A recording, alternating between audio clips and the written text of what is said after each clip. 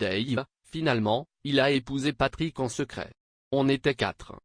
Quel cachotier ce Dave.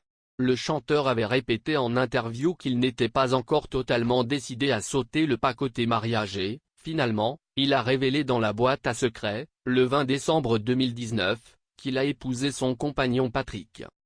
Vendredi 20 décembre 2019, France 3 diffusait un nouveau numéro de son émission La Boîte à secrets, présenté par Faustine Bollaert. Parmi les invités, l'ancienne Miss France et Miss Univers Iris Mittenard, très émue face à sa maman, le chanteur Florent Pagny et son confrère Dave. Ce dernier a fait une inattendue révélation en confiant s'être marié. Il disait l'inverse encore tout récemment. Au cours de l'émission, Dave a évoqué sa carrière et sa vie privée, les deux se rejoignant puisqu'il collabore de longue date avec son compagnon le parolier français Patrick Loiseau. Un homme qu'il a même réussi à faire chanter sur son dernier disque intitulé Souviens-toi d'aimer après des années à essayer. Le chanteur né à Amsterdam aux Pays-Bas, aujourd'hui âgé de 75 ans, a alors parlé mariage. On s'est marié en cachette, on était 4, a-t-il confié. Pas question de donner plus de détails. Son grand ami le journaliste Marc-Olivier Fogiel, il est aussi le parrain de sa fille Mila à qui il a dédié une chanson, était-il présent? Mystère.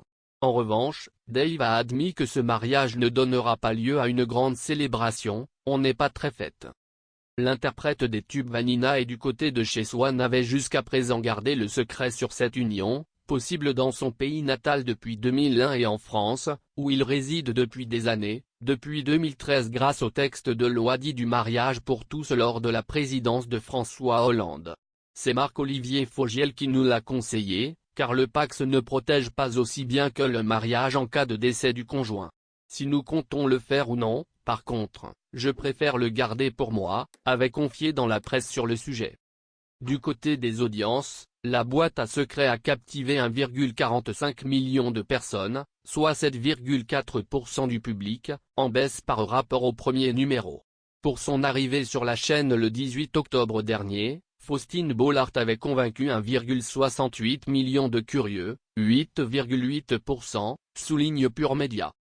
Thomas Montet.